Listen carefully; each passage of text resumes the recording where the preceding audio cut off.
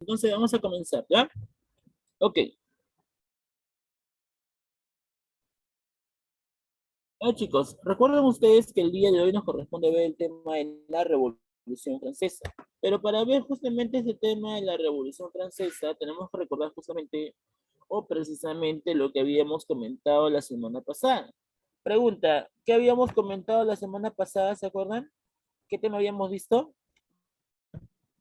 Vamos, chicos. ¿Qué tema habíamos visto la semana pasada? ¿Aló? Chicos, ¿qué tema habíamos visto la semana pasada? El feudalismo, ¿verdad? Claro, habíamos visto justamente las características importantes con respecto a lo que fue la Edad Media, ¿verdad? Habíamos visto pues que la Edad Media se dividía en tres etapas, ¿verdad? ¿Cuáles fueron esas tres etapas en las cuales se divide la Edad Media? ¿Se acuerdan o no? ¿Cuáles fueron esas tres etapas en las cuales se divide la Edad Media? La Alta Edad La Media, Edad Media, ¿ah? ¿Qué más? Plena Edad Media y Baja Edad Media.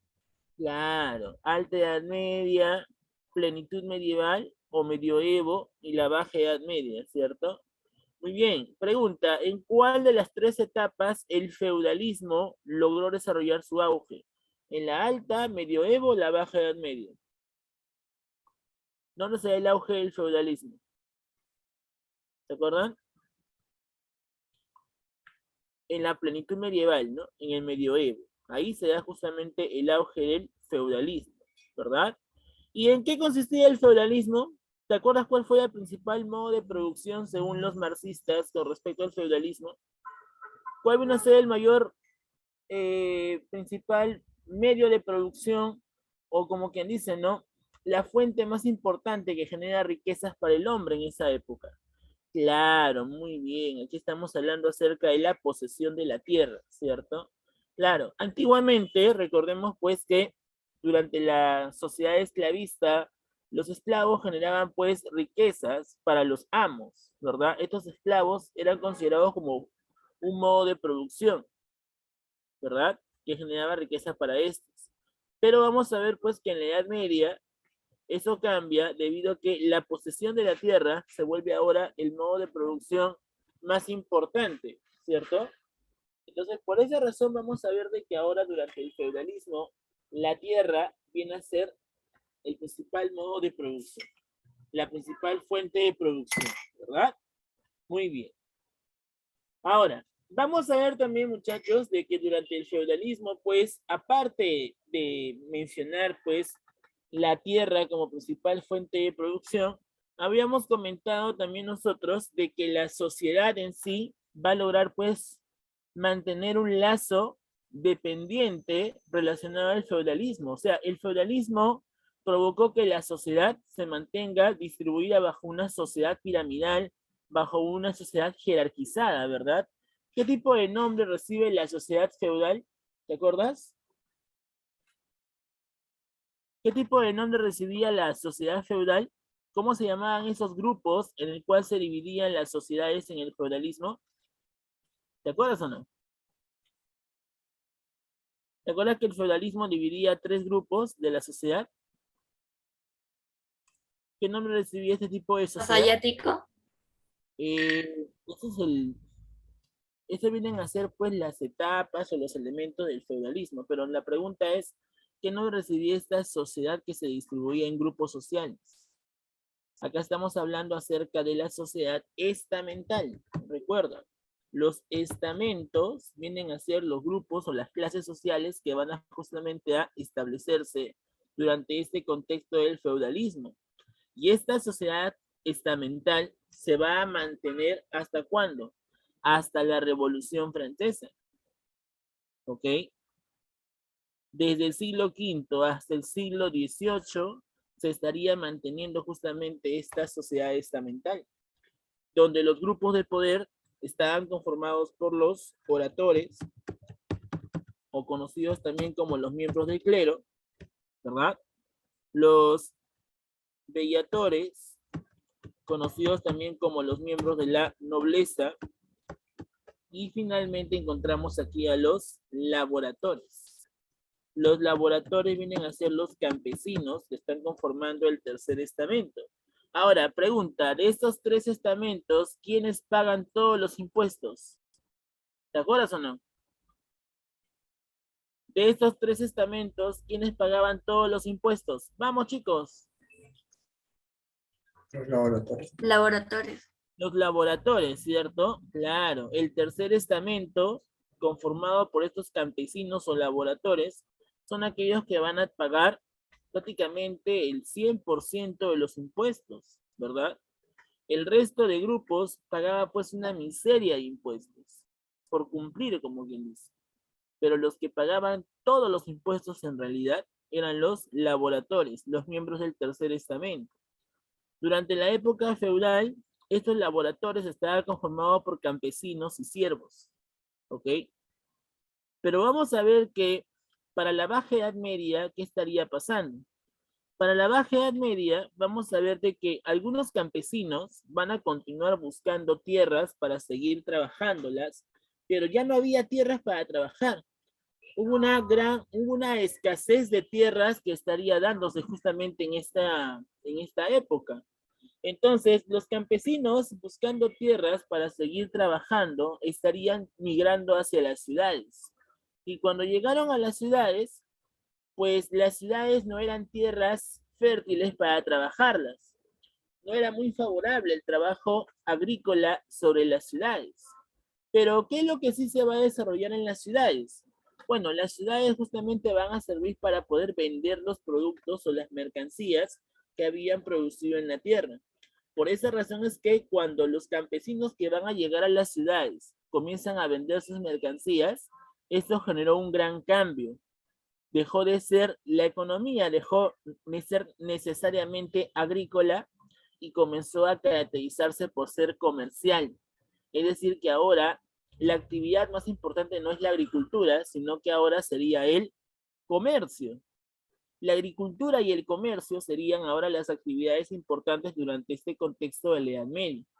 Pero vamos a ver realmente de que este grupo de personas que estarían dedicándose al comercio van a ser llamados como los burgueses o también conocidos como los mercaderes.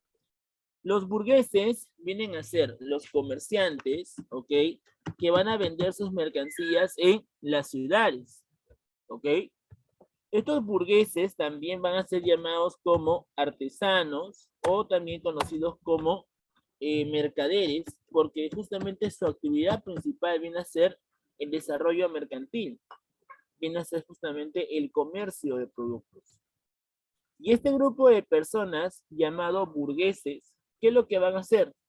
Este grupo de personas llamados burgueses van a comenzar pues a, en este caso, concentrar su dinero ya en el ahorro, provocando que nazca una nueva clase social durante este contexto de la Baja Edad Media. Y esa clase social que nace justamente dentro del grupo del Tercer Estamento va a ser llamado como la burguesía. La burguesía es la clase social que nace durante este contexto de la Baja Edad Media. ¿Te das cuenta? Estos burgueses se caracterizaron por ser personas de dinero que se van a dedicar principalmente ¿a qué? Se van a dedicar principalmente al comercio, ¿ok? Ahora, estos burgueses en sí, cuando vivían pues en esta época feudal, ¿ok? ¿Qué es lo que van a hacer? Muchos de ellos van a criticar sobre todo a la sociedad estamental, van a criticar también a la iglesia, porque en muchas oportunidades pues la iglesia, recuerda que también se aprovechaba, ¿verdad? Se aprovechaba de la sociedad, ¿cierto? ¿Te acuerdas qué impuesto obligaba a la iglesia para cobrarle a todos los miembros del Tercer Estamento? ¿Qué impuesto les cobraba? ¿Te acuerdas? ¿Te acuerdas o no? ¿Aló?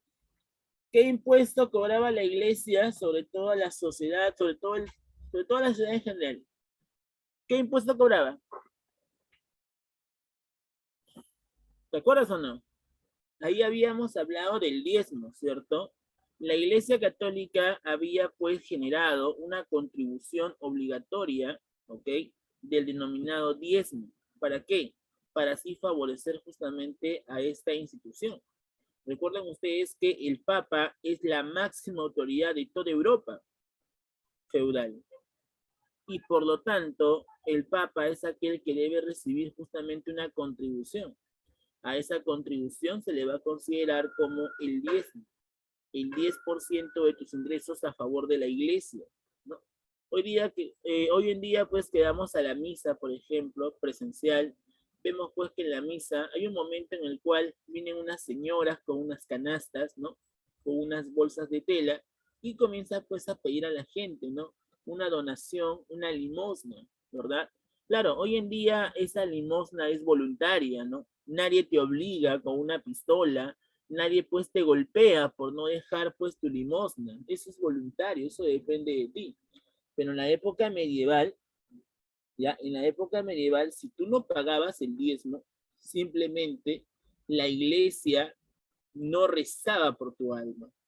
El Papa no se preocupaba por pedir por tu alma, por la salvación de tu alma. Y ya verás lo que te pasa el día que tú mueras, ¿no? Pero como Europa medieval es tan importante el aspecto religioso, ¿ya? Porque estamos viendo una época teocentrista donde todo se centra en el aspecto ideológico dirigido por la iglesia, la gente pues no le quedaba otra. Y como no le quedaba otra, la gente tenía que pagar ese diezmo. ¿Te das cuenta? Ahora, durante el medioevo, la iglesia católica pues va a seguir buscando expandir justamente el cristianismo, ¿verdad? En Occidente ya lo había logrado, pero lo que le faltaba pues a la iglesia era expandir el feudalismo hacia el oriente. El problema del oriente es que en esa región se encontraban los árabes, los musulmanes. Estos árabes musulmanes, ¿ok? Que obviamente tenían otra religión totalmente, totalmente pues opuesta al cristianismo, ¿ok? Sería pues como quien dice el impedimento de que la iglesia logre controlar las tierras orientales. Entonces, con tal de que logren controlar esas tierras orientales, la iglesia estaría dirigiendo las denominadas cruzadas. Ustedes saben que las cruzadas fueron estas luchas que van a tener los cristianos contra los musulmanes, ¿verdad? Ya que la iglesia en sí busca expandir el cristianismo sobre Oriente. Y además la iglesia también quiere tierras sobre Oriente. Las tierras orientales son muy fértiles y si la iglesia hubiera ganado, si los cristianos hubieran ganado las cruzadas, pues la iglesia, al igual que el feudalismo de Europa Occidental, hubiera mejorado en sí. Pero tú sabes al final que las cruzadas fueron un fracaso. Y como las cruzadas fueron un fracaso, vamos a ver pues que eso generó una crisis en el feudalismo. El feudalismo occidental sufre una crisis. ¿Por qué? Porque las cruzadas han generado muchas deudas. Deudas para los nobles, deudas para los mismos miembros de la iglesia, deudas para los miembros del tercer estamento. Entonces la gente como que ya, como está teniendo muchas deudas producto de las cruzadas, porque fracasan al final los cristianos, vamos a ver que están buscando otra forma, ¿ya?, de cómo dedicarse económicamente a esta época, a este periodo. ¿A qué se van a dedicar? Y es en ese momento donde el comercio, dirigido por la burguesía, comenzó pues a emprender una mejora económica. A partir del siglo XII aproximadamente después de Cristo, la burguesía se estaría dedicando pues a la actividad comercial, ¿ya? Pero para el siglo XII, ¿qué es lo que pasa también? El rey, quien antes, en la época feudal, no tenía tanto poder porque el rey se dedicó a entregar feudo tras feudos a los señores feudales, a través de cartas y fueros, estaría recuperando su poder. Llega un momento en el cual el rey centraliza el poder absoluto. Y a ese momento donde el rey centralizó el poder absoluto, se le denominó como las monarquías absolutistas.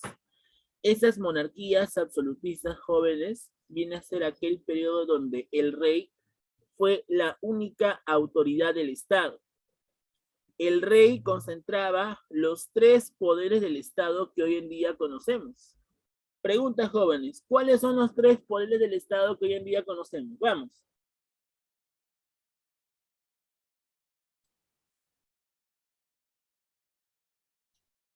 Chicos, ¿cuáles son los tres poderes del Estado que hoy en día conocemos?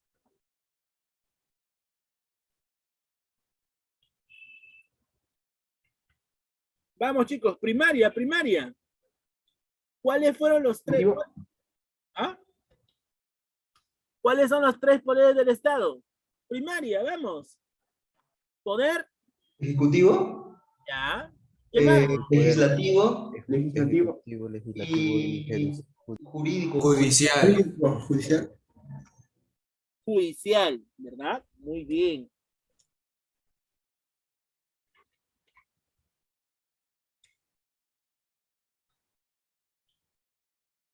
Así es, ¿no? Los tres poderes del Estado actualmente son el poder ejecutivo, el poder legislativo y el poder judicial, ¿sí? Muy bien. Antes, durante este contexto de las monarquías absolutistas, el rey tenía el control de los tres poderes. Es, por ejemplo, que el presidente de la nación ya tenga el control del legislativo, del Congreso, y también tenga el control del poder judicial.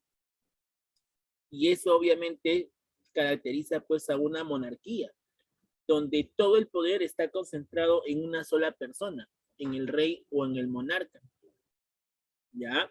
A partir del siglo XVI, ¿okay? En Europa nacerían las principales monarquías que van a caracterizarse justamente por centralizar el poder y lograr pues la ampliación de sus territorios. ¿Cuáles fueron las principales monarquías que van a aparecer justamente en Europa durante el siglo XVI? Aquí, por ejemplo, encontramos la monarquía española, ¿ok? La monarquía inglesa y la monarquía francesa. ¿Ya? La monarquía española, francesa e inglesa fueron las principales que estarían apareciendo. En el siglo XVI, pregunta chicos, y eso lo han visto ustedes en el virreinato, en el siglo XVI, ¿cuál de las tres monarquías era la primera potencia? ¿España, Francia o Inglaterra? España. Claro, ¿verdad?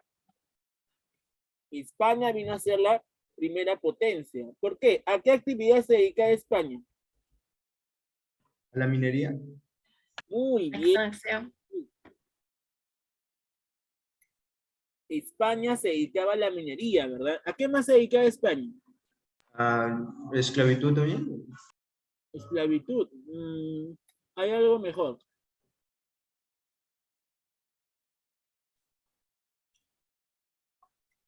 Aparte de la minería, ¿qué otra actividad también desarrollaba España? Comercio. El comercio, muy bien, hijo. El comercio exclusivista, ¿verdad? Así es. La minería y el comercio exclusivista provocaron de que España fuera la primera potencia del mundo. Estamos. Pero vamos a ver también de que esta época de auge, ¿ok? Donde España pues era la primera potencia del mundo, estaría cayendo en el siglo XVII. ¿Por qué? Porque en el siglo XVII pues ahora la primera potencia estaría siendo encabezada por Francia.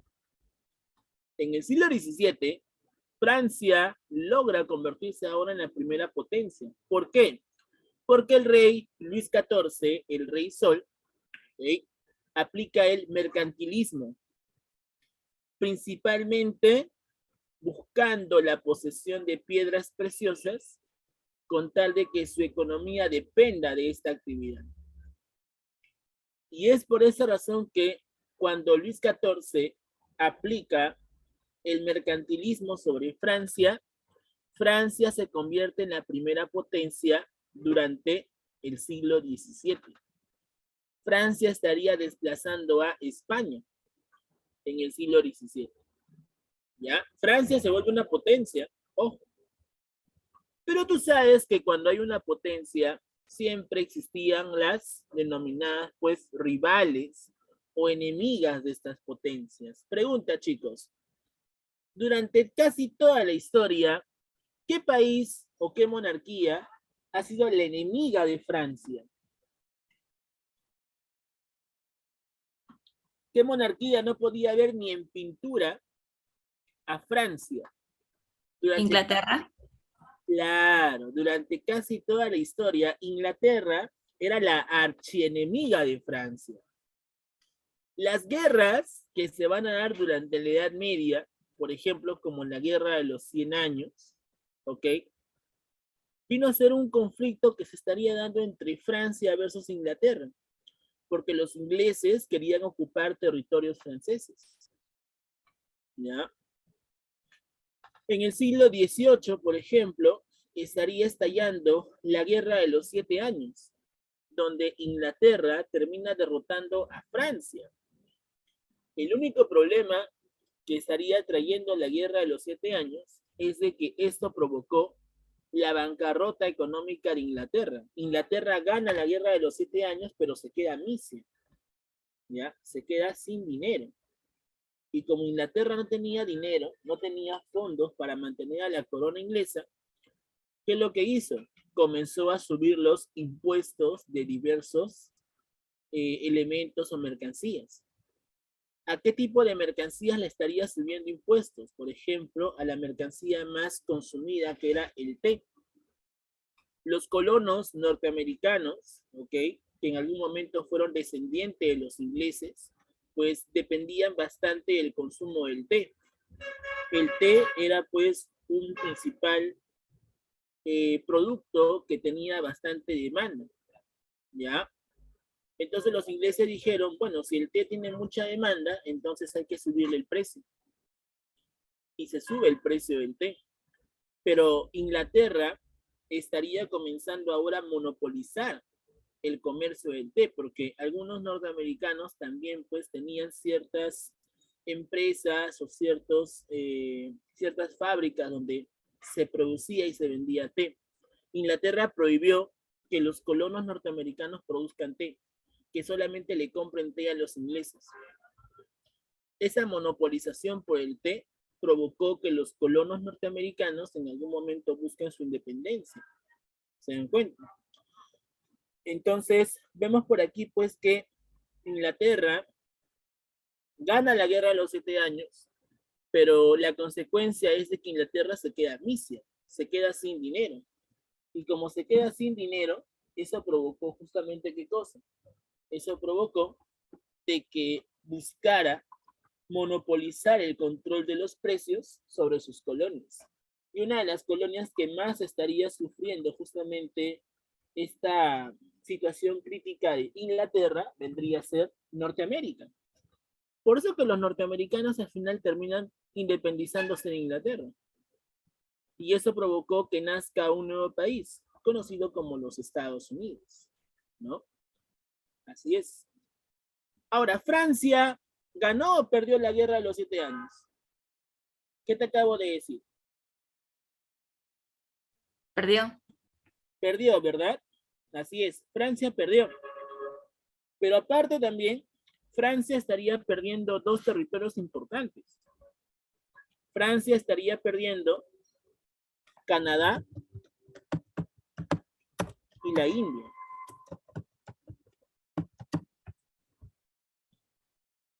Antes Canadá era una colonia francesa.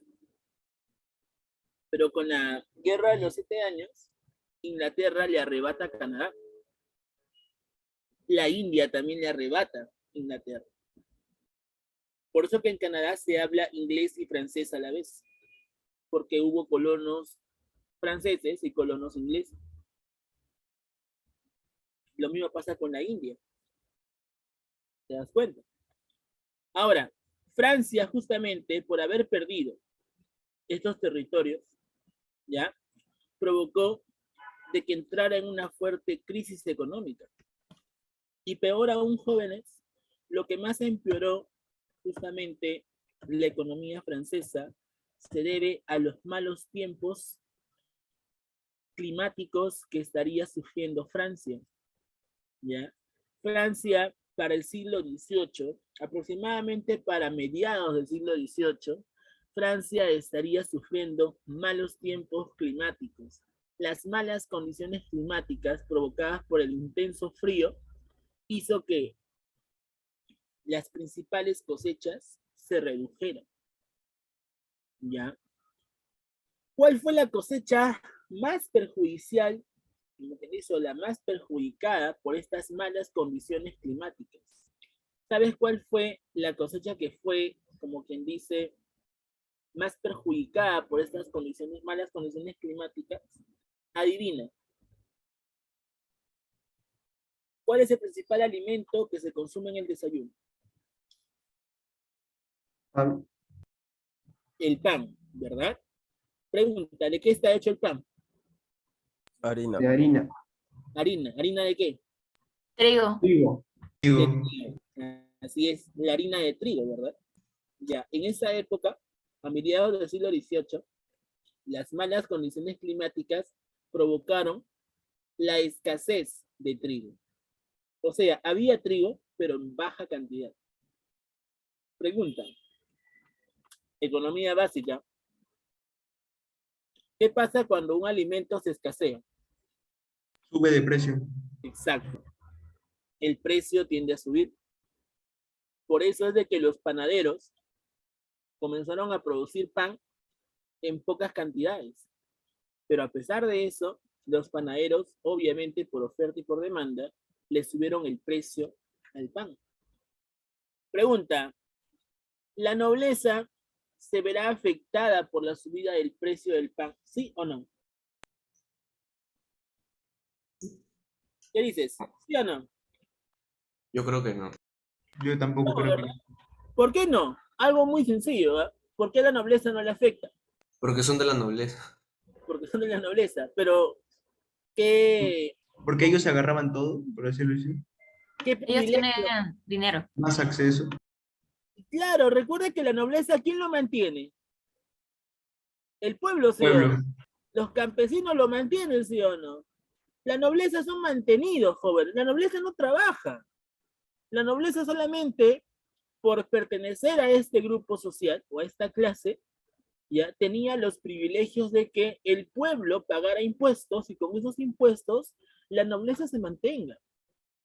Y peor aún la nobleza, con esos impuestos que pagaba el pueblo, los campesinos villanos, ya, estos podían ostentar los mejores trajes, podían comer los mejores platos, podían realizar fiestas con esa plata del pueblo. ¿Te das cuenta? Entonces, por esa razón, es de que justamente durante la Revolución Francesa se estaría pues buscando acabar con este abuso, ¿no? Porque ¿cómo es posible pues que mientras los campesinos villanos hacen de todo con tal de pagar sus impuestos, la nobleza simplemente dependa de estos impuestos, sea mantenida por estos impuestos? ¿Te das cuenta? Entonces, vemos que las malas condiciones climáticas no afectaban directamente a la nobleza. Pregunta, ¿el clero se vio afectado por el precio del pan? ¿Sí o no? El clero, habla. No, tampoco. Tampoco, porque también lo mantiene el pueblo, ¿sí o no? Entonces, pregunta, ¿qué clase social se vio muy afectada por el precio del pan? El pueblo. El El pueblo. pueblo. El pueblo. El tercer estamento, ¿verdad? Así es. Entonces, por eso decimos por aquí de que la pobreza extrema que vivía Francia, más las malas condiciones climáticas que provocaron la subida del precio del pan, sería una causa económica que provocó la Revolución Francesa. ¿Te das cuenta? O sea, la Revolución Francesa no se dio por gusto. La Revolución Francesa se dio porque Francia vivía demasiados abusos, sobre todo el pueblo francés. Es la que más sufría estos abusos. ¿Ya? La crisis económica entonces que sufría Francia fue una causa económica que estaría dando origen a la Revolución Francesa. Como te dije, ¿no? Pregunta, ¿Francia gana o pierde la guerra a los 7 años? Pierde. Pierde. Y si pierde, entra en una época próspera o una época crítica. Habla, próspera o crítica, si ha perdido. Crítica, ¿sí o no? Entra en crisis, ¿verdad? Así es. Entonces, la fuerte crisis económica provocada por la guerra de los 7 años y también pues por las bajas económicas que sufría Francia fue una causa económica que provocó la Revolución Francesa. ¿Ok? ¿Qué otra causa económica también provoca la Revolución Francesa? Los gastos ocasionados por las fiestas en Versalles. ¿Qué es lo que pasaba? Como te decía, ¿no? La nobleza, ¿ok? Estos, quienes vivían del Estado, vivían de los impuestos del pueblo, se dedicaban a hacer fiesta tras fiesta, tras fiesta, tras fiesta, ¿ya? Utilizando el dinero del pueblo, ¿ok? El problema es que al gastarse ese dinero, no había pues una inversión, no había un ahorro, no había pues un fondo. Y al final vamos a ver que esto provocaba de que cuando no había dinero, se les iba cobrando más impuestos al pueblo. Y el pueblo, como estaba obligado a tributar, tenía que seguir pagando impuestos. ¿Te das cuenta? Es aquí donde justamente también pues aparece el protagonismo de una mujer que fue pues la esposa del rey de Francia, Luis XVI, Borbón, conocida como María Antonieta de Austria. María Antonieta puede ser una mujer bastante joven, ¿ok? Prácticamente adolescente, porque ella pues gobernó cerca de los 15 años aproximadamente. A los 15 años gobernó María Antonieta. Bastante joven, ¿no? Y tú sabes pues que si hablamos de un adolescente, obviamente pues no hay una madurez durante su gobierno, ¿no?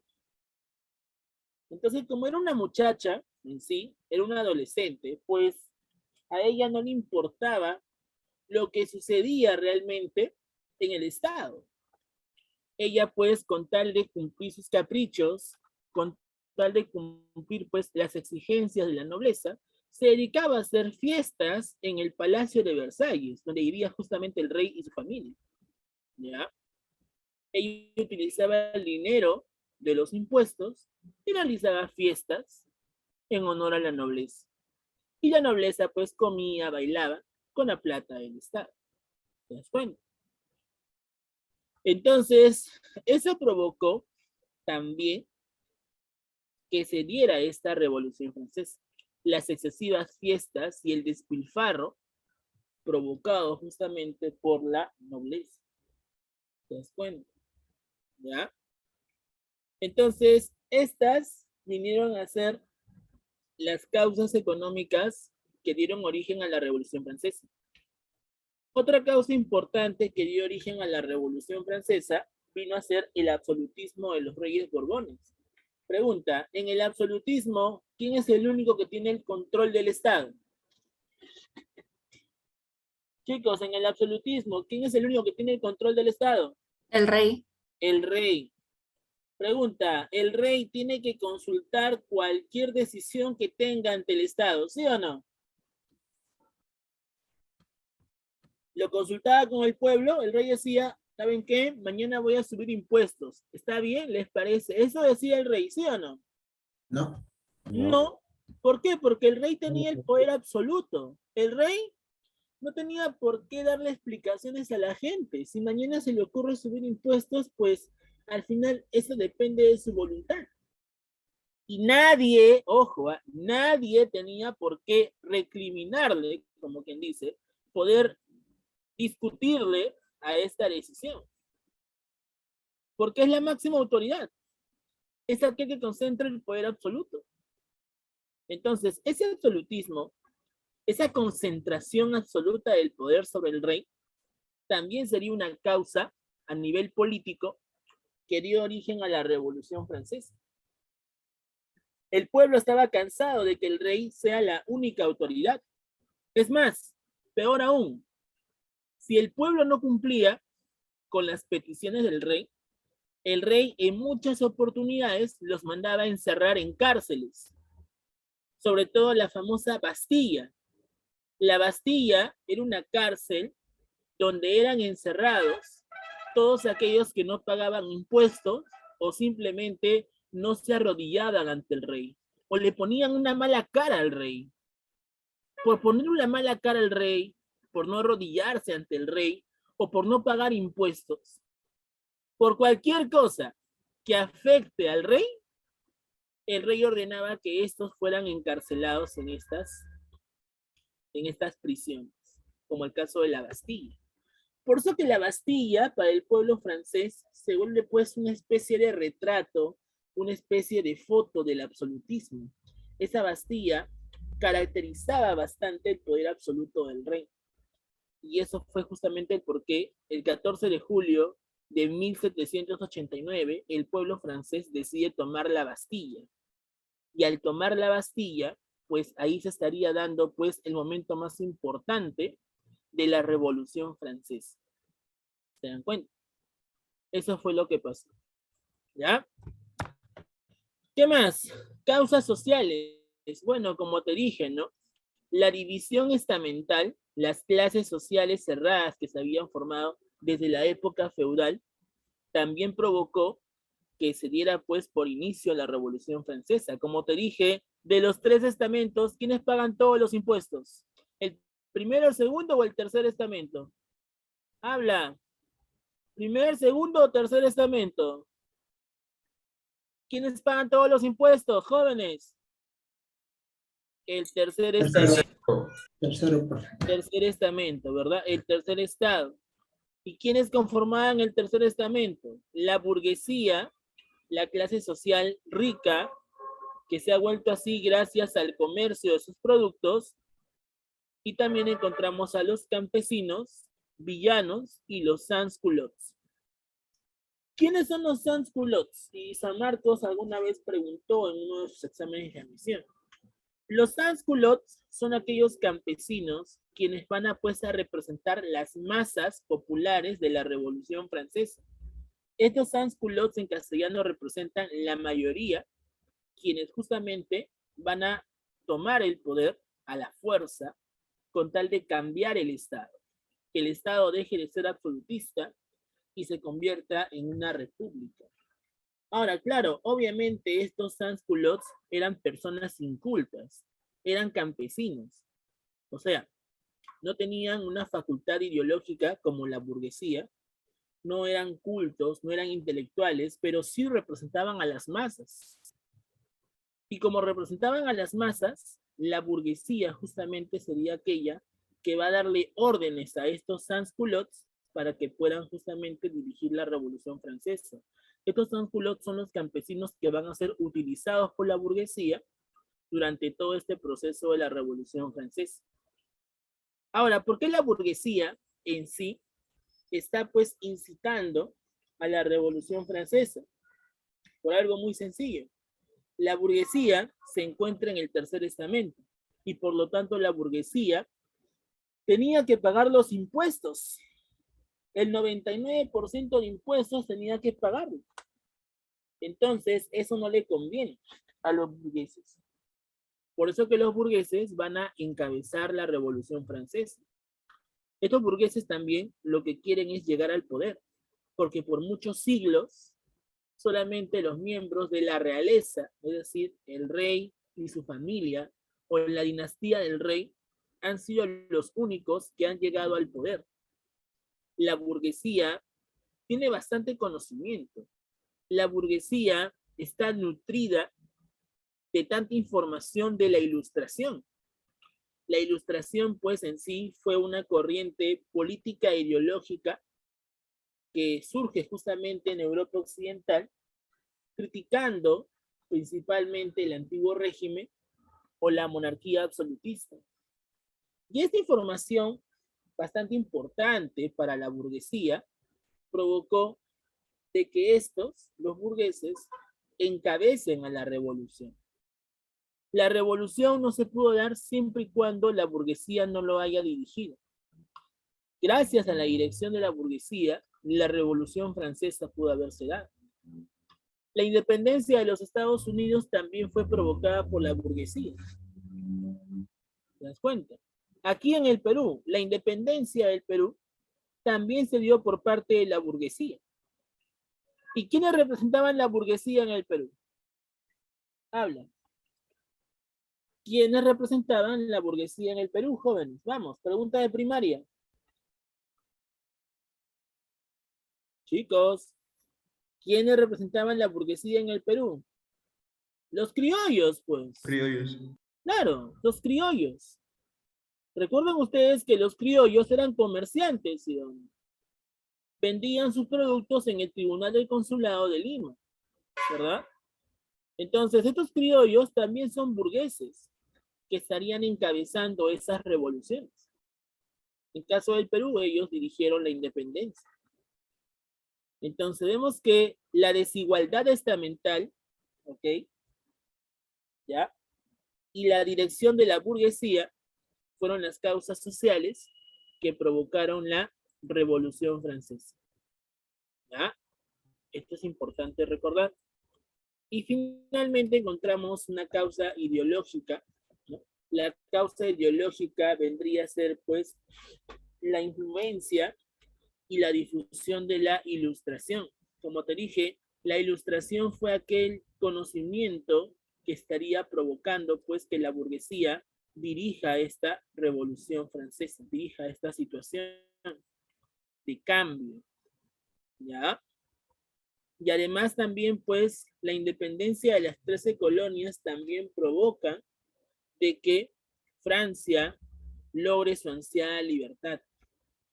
¿Se dan cuenta? Incluso, pues, los franceses, antes de iniciarse, pues, la Revolución Francesa, habían apoyado a los norteamericanos en su independencia. ¿Y por qué crees tú que los franceses apoyaron a los norteamericanos en su independencia? A ver, piensa. Quiero que pienses. ¿Por qué crees tú que los franceses apoyaron a los norteamericanos en independizarse? Para que no se apoye con Inglaterra, por así decirlo. Claro, obviamente, como te dije hace un rato, ¿quién es la archienemiga de Francia? Inglaterra, ¿verdad? Entonces, obviamente, si yo quiero debilitar a mi enemigo, pues tengo que hacer todo lo contrario, ¿no? Todo aquello que genere, pues, como quien dice, cualquier situación crítica en contra de mi enemigo, todo lo que lo perjudique en castellano. Entonces, Francia, como tenía pues esta rivalidad política contra Inglaterra, con tal de darle la contra, apoya justamente a los norteamericanos para que logre su independencia. España también apoyó a Norteamérica, ¿ok? ¿Por qué crees tú que los ingleses, durante la independencia del Perú, apoyaron a los criollos? Justamente por la revancha que sentían. Así como los franceses y españoles apoyan a Norteamérica para independizarse de Inglaterra, ahora los ingleses estarían apoyando a los criollos peruanos para que puedan independizarse de España. ¿Te das cuenta? Entonces vamos a ver pues que en sí, este siglo XVIII, conocido como el siglo de las luces, donde estallaron grandes revoluciones, como el caso de la Revolución Francesa, pues en sí fue el momento donde las potencias o las monarquías pues van a pues a autoflagelarse. Así es. ¿Y cómo se van a autoflagelar? Dirigiendo diferentes situaciones pues que a la larga los van a beneficiar. Muy bien, entonces este es el pequeño contexto que se estaría viviendo durante la Revolución Francesa. Gracias a la Revolución Francesa, jóvenes, nosotros vivimos en un estado republicano. Gracias a la Revolución Francesa nosotros podemos elegir a nuestros gobernantes. Porque si no se hubiera dado la Revolución Francesa, pues hasta ahorita seguiríamos pues siendo gobernados por un rey absolutista. Nosotros de repente seríamos parte del tercer estamento y pagaríamos todos los impuestos, ¿no? Y depende del rey si es que mañana suben o no suben los impuestos. Fue la Revolución Francesa lo que provocó el origen de la República, porque ningún otro hecho histórico dio origen a la República más que la Revolución Francesa. Entonces, recuerden por favor que la Revolución Francesa provocó que nazca la República o el Estado que actualmente conformamos. Nosotros conformamos una República Federal, donde somos nosotros, el pueblo, quienes elegimos a nuestros gobernantes. La democracia se vuelve netamente participativa, donde el pueblo es aquel que dirige a sus, elige a sus gobernantes. ¿Te das cuenta? Así es. Gracias a la Revolución Francesa, Pedro Castillo nos gobierna, ¿verdad? Pero al final nos damos cuenta, pues, que grandes hechos ha generado este gobierno. Así es. Pero bueno, el pueblo lo quiso, ¿no? Y si el pueblo lo quiso, pues, caballero, pues, que se aguanten todo lo que está pasando ahorita en el Estado. Así es, el pueblo lo quiso. Así es. Entonces, muchachos, la consecuencia política que trajo la Revolución Francesa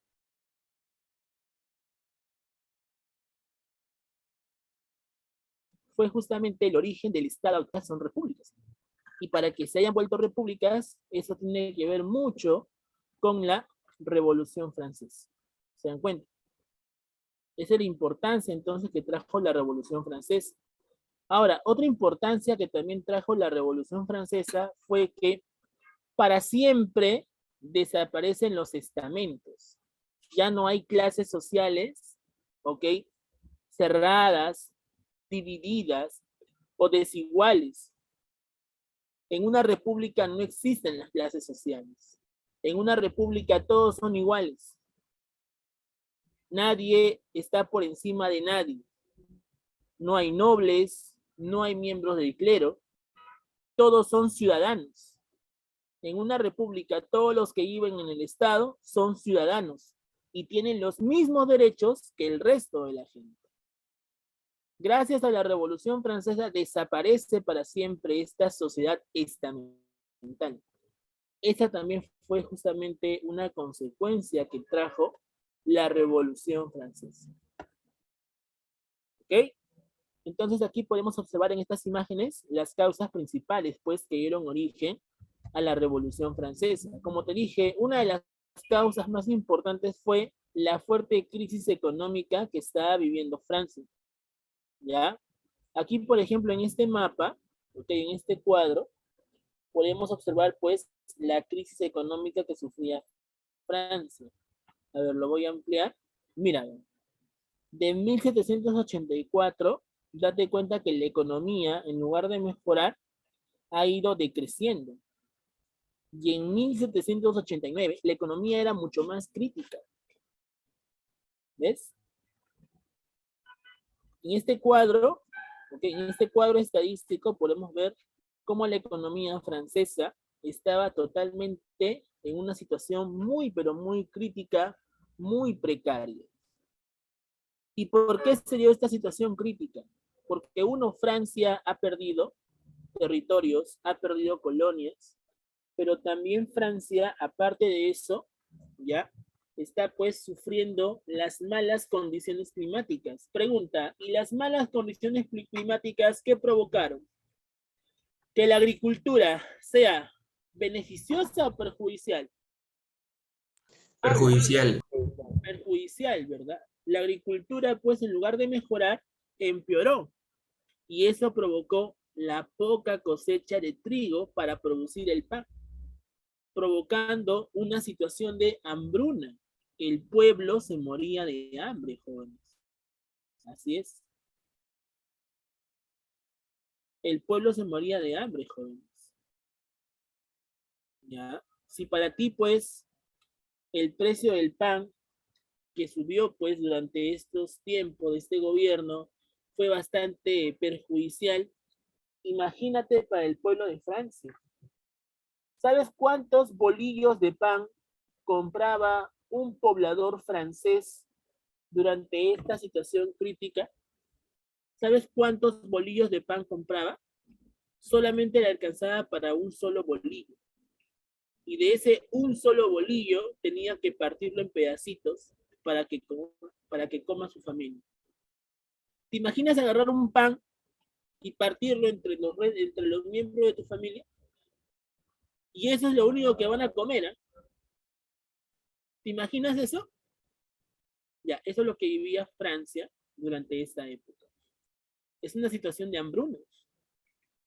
¿Te das cuenta? La Revolución Francesa en sí era necesaria. Eso fue lo que pasó. ¿Ya? Muy bien.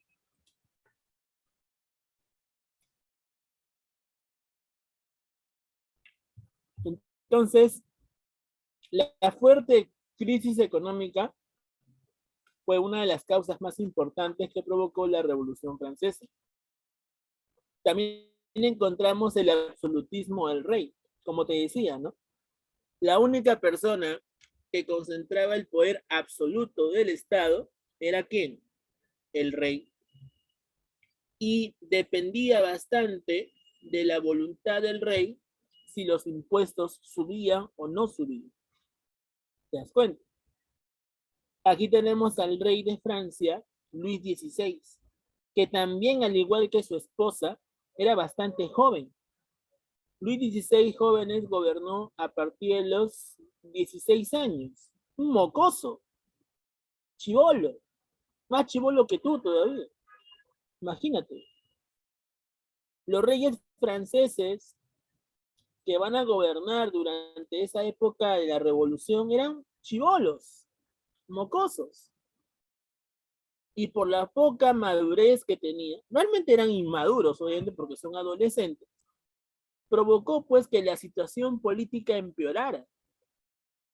¿Ya? Si Pedro Castillo, que es una persona, entre comillas, profesional, ¿ya? Está generando todo este desastre económico, desastre político, imagínate este par de jóvenes que están gobernando Francia. Peor, pues. Entonces, la poca madurez de los reyes también provocó que la situación empeore cada día más. ¿Te das cuenta? Acá me dicen, profesor, ¿cuántos años más o menos? Porque no parecen de verdad. Lo que pasa es que esta foto que estás viendo aquí es pues una representación de la edad de los 18, 20 años. Pero cuando ellos fueron reyes por primera vez, eran bastante jóvenes. ¿Entiendes? Ahora, Luis XVI era bastante joven, pero en muchas fotos que tú veas en internet, Luis XVI aparece más viejo. ¿Por qué? Porque Luis XVI sufría de obesidad. La obesidad, jóvenes, hace de que las personas que son jóvenes parezcan mayores. En lugar de parecer jóvenes, parecen personas mayores. Luis XVI sufría de obesidad. Y como sufría de obesidad, va a parecer una persona mayor. A Luis XVI lo matan con la edad de 27 años. Pero con esos 27 parecía una persona de 40, porque era obeso. ¿Te das cuenta? ¿Me entiendes? ¿Sí? ¿Me entiendes o no? No, Solano, ¿me entiendes? Sí, profe, sí. Ah, sí, Ya. profe. Ya, no hay problema, chicos, no hay problema, pregunten, no hay problema, estamos aquí para aprender, pero ojo, repito, las grandes fotos que tú vas a ver del 16 se debe justamente al cambio debido a su obesidad. Él va a parecer más viejo porque lo ves. Aquí lo vemos jovencito, no era obeso todavía, pero en otras fotos que tú encuentres, ahí va a aparecer justamente el 16 obeso con mayor edad. ¿Te das cuenta? ¿Ya? Muy bien. Listo. Entonces, El absolutismo del rey fue una causa política que provocó la Revolución Francesa. Y aquí, por ejemplo, también podemos apreciar la desigualdad estamental, ¿no? ¿Por qué decimos que esta foto, esta imagen que estoy señalando con el puntero, representa la desigualdad social? Date cuenta, mira, ¿quién es aquel que está trabajando? ¿El campesino o la nobleza? ¿Quién está trabajando? ¿Quién está Campesino. trabajando? El campesino, ¿no?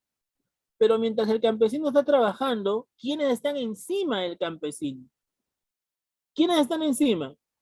La Ahí noble. encontramos, claro, encontramos ahí a la nobleza, ¿ok? Y encima encontramos a un rey gordo todavía. ¿Quién crees que es ese rey gordo? Luis XVI, señor. No te decía, pues, Luis XVI sufría de obesidad y por eso es que parecía una persona mayor. Y como está encima del pobre campesino, obviamente el pobre campesino ya no sabía qué hacer. Tenía que seguir trabajando a favor del rey y la nobleza, manteniendo a estos parásitos de la sociedad, porque no trabajan, pues. Aquel que no trabaja y consume el resto se llama parásito. Y estos no trabajaban, vivían de los impuestos del Estado.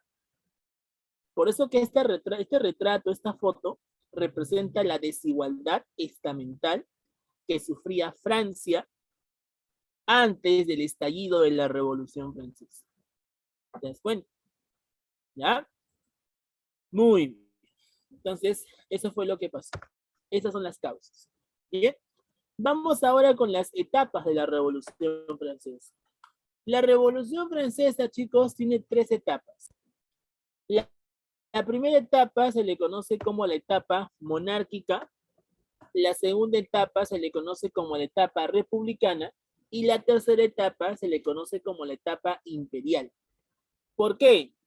Porque durante esta etapa imperial, Napoleón Bonaparte, que fue pues general, líder del ejército francés, durante sus luchas por difundir pues el nacionalismo y también los ideales de la Revolución Francesa, estaría expandiéndolo sobre Europa durante sus conquistas, durante sus batallas.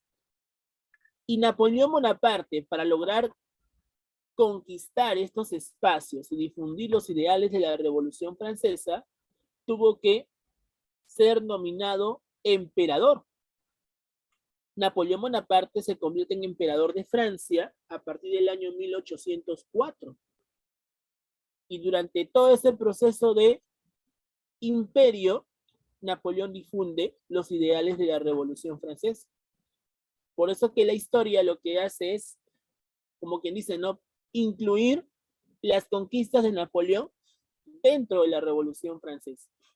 Porque lo que hizo Napoleón Bonaparte es buscar derribar el antiguo régimen de los diversos estados en Europa. Por ejemplo, Austria, Prusia, Rusia, ¿ok? Eran estados monárquicos. Y lo que Napoleón quería era que esos estados monárquicos cayeran y que se difundan los ideales de la Revolución Francesa. Entonces, bueno, esa fue la importancia que tuvo Napoleón. ¿Ya? Pero como te digo, a esa etapa donde Napoleón busca derribar las antiguas monarquías, se le conoce como la etapa imperial de la Revolución Francesa. Pero la etapa monárquica y la etapa republicana corresponden netamente a todo este proceso de la Revolución Francesa. Entonces vamos a ver la primera etapa conocida como etapa monárquica. ¿Por qué se llama etapa monárquica? Por algo muy simple. Pregunta, en esta etapa, ¿quién es la máxima autoridad de Francia?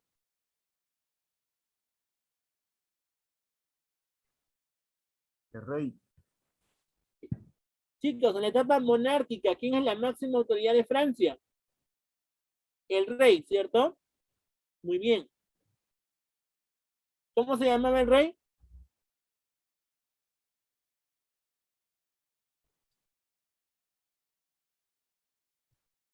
¿Cómo se llamaba el rey, chicos?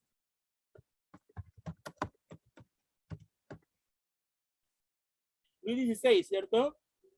Muy bien, Luis XVI. Ahora, ¿qué es lo que pasa? ¿Cómo empieza la revolución?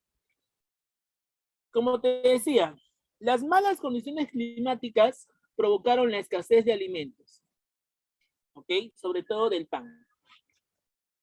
El pueblo, con tal de buscar una solución, acudían constantemente al Palacio de Versalles, reclamando la condición crítica que vivía la economía de Francia. Entonces, como el rey está pues recibiendo a tanta gente que está reclamando por esta mala condición climática y por esta situación crítica que vive pues la monarquía francesa, entonces el rey toma la decisión de formar los estados generales. Los estados generales, chicos, era un momento, una situación donde el rey reunía a todos los representantes de los tres estamentos, ¿ya? O sea, representantes de la nobleza, representantes del clero y representantes del pueblo. Todos estos representantes se reunían en el Palacio de Versalles, ¿ya? Mientras el rey está sentado al centro, el rey está escuchando las peticiones del pueblo. Y el pueblo lo que más reclamaba era el pan. ¿Por qué pan? Pregunta, la mala situación económica que vive Francia generaba hambruna o satisfacción. ¿Qué generaba la mala condición climática de Francia? Hambruna. Hambruna, ¿verdad? Si están viviendo una época de hambruna, obviamente, ¿qué es lo primero que reclama el pueblo? Comida, ¿sí? Alimento, ¿verdad? ¿Y cuál era el alimento de Francia en esa época? El pan. ¿Te das cuenta? Incluso, pues, hay una anécdota que cuentan, pues, algunos autores que cuando la gente reclamaba, pues, que el pueblo se moría de hambre, el pueblo quiere pan, supuestamente María Antonieta dijo, si no hay pan, que coman pastel. ¿Han escuchado esa anécdota? Ojo, no está demostrado, ¿ah? No está demostrado realmente. No está demostrado que María Antonieta haya dicho que si no hay pan, que coman pastel. ¿Por qué?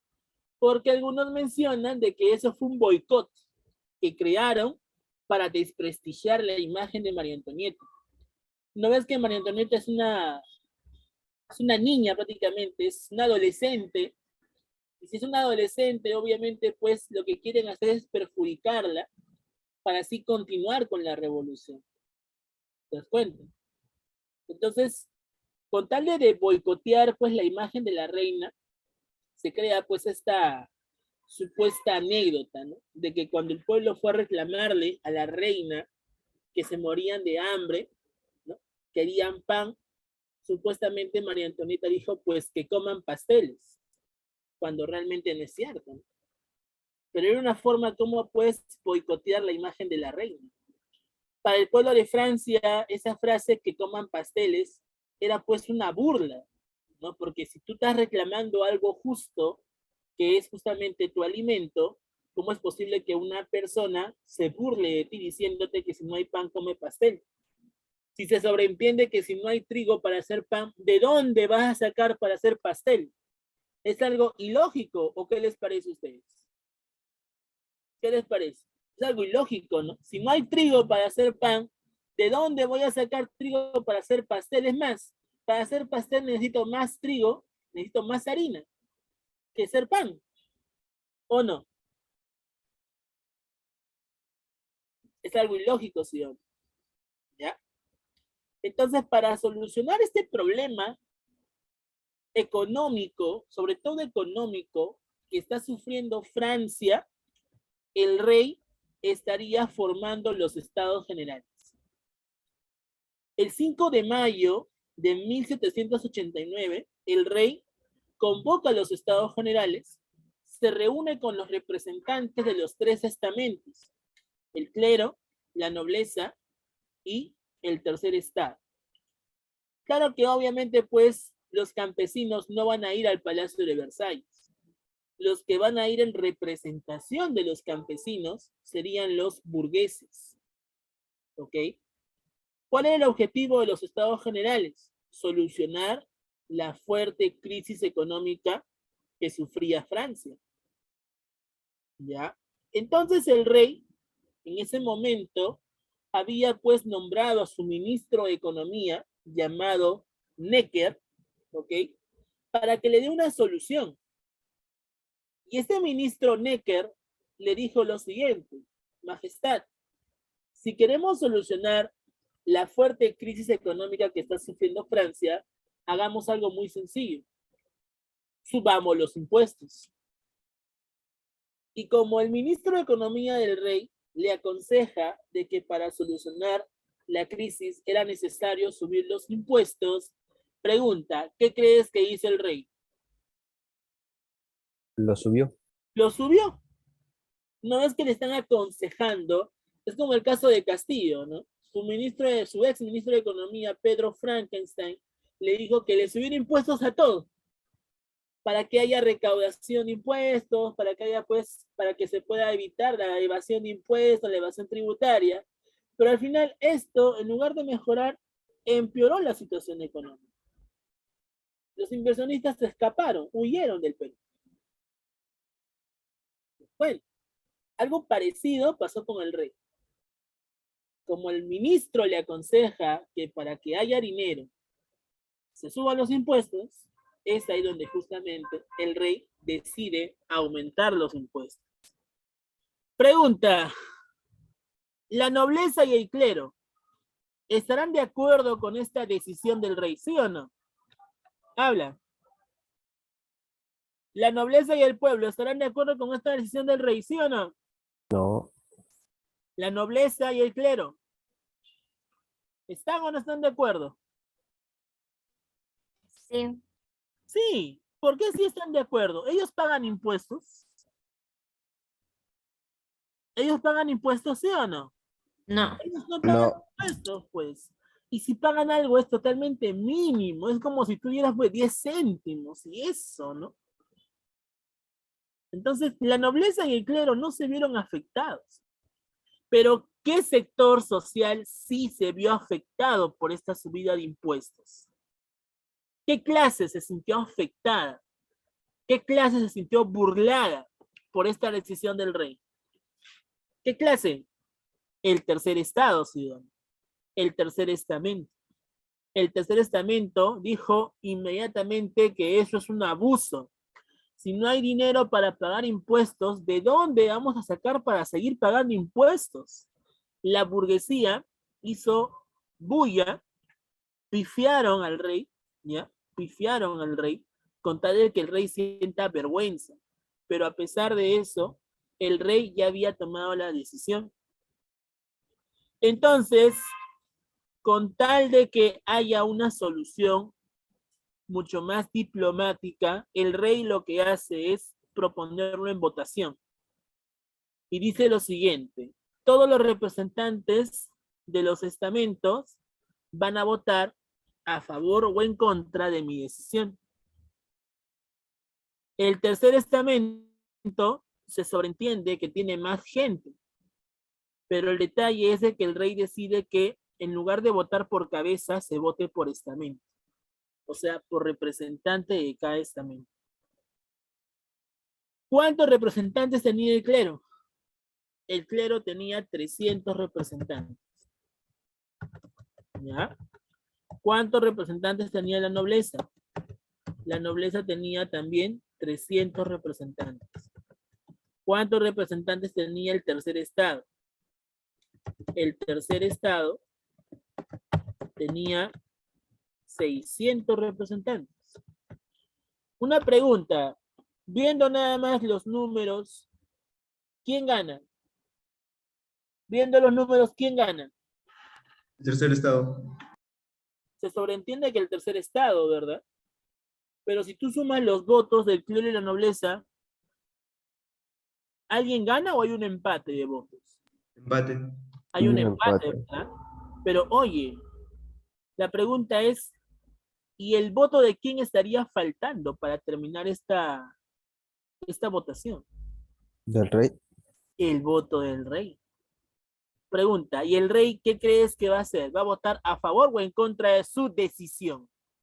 A favor, papi. Obviamente a favor de su decisión.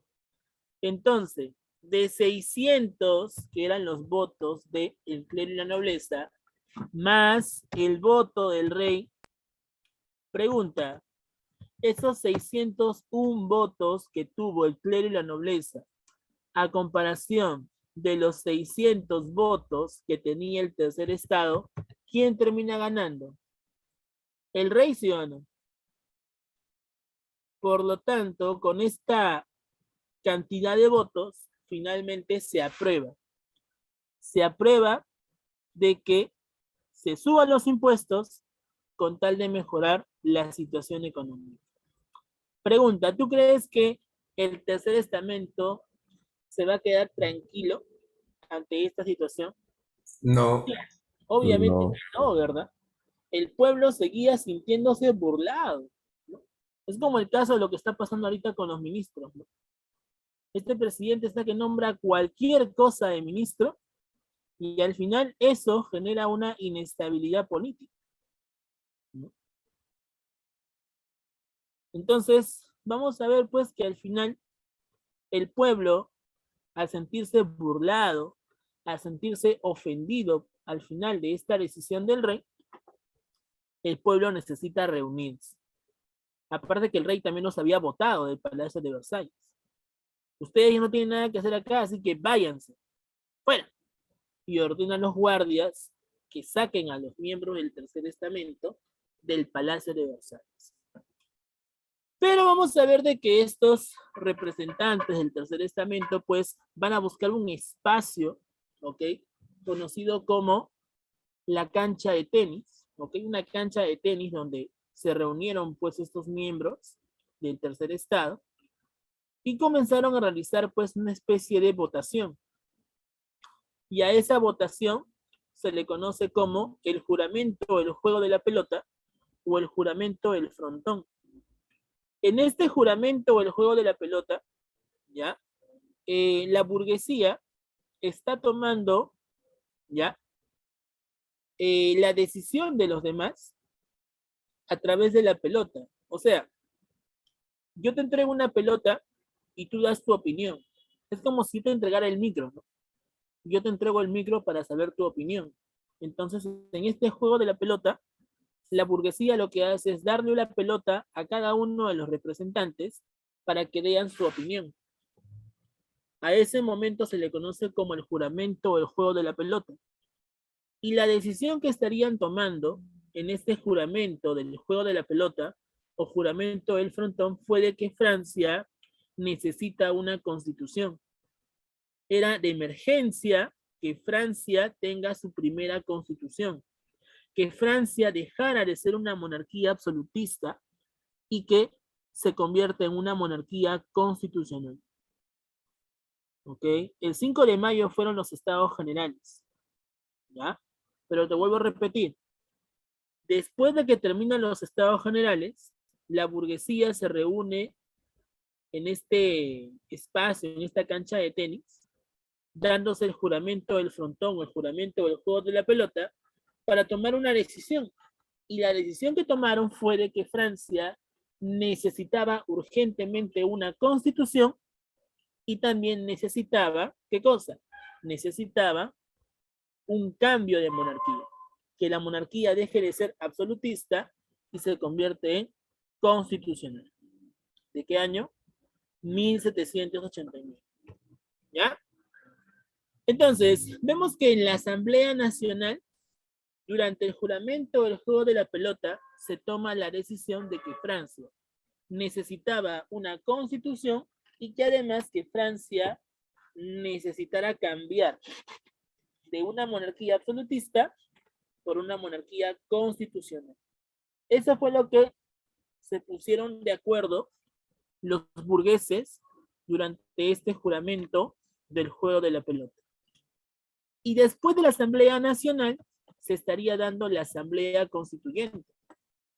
Durante esta asamblea constituyente, el pueblo decidió armarse, decidió prepararse e iniciar la revolución.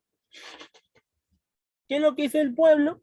El pueblo cogió sus armas, tanto de trabajo, sus armas del campo, hoz, lampas, ¿ok? Picas, ¿ya? Y también cogieron armas de fuego. ¿Para qué? Para justamente tomar por la fuerza el Estado y lograr justamente que la revolución se dé por inicio. A ese momento donde el pueblo francés, los parisinos, se armaron y tomaron el poder a la fuerza, se le conoce como la toma de la Bastilla. En esta imagen, por ejemplo, podemos apreciar la toma de la Bastilla. Lo voy a poner un poco más amplio. En esta imagen, por ejemplo, podemos apreciar la toma de la Bastilla. Vemos aquí al pueblo que está reunido, tomando sus armas, asaltando esta fortaleza, pues esta cárcel conocida como la Bastilla.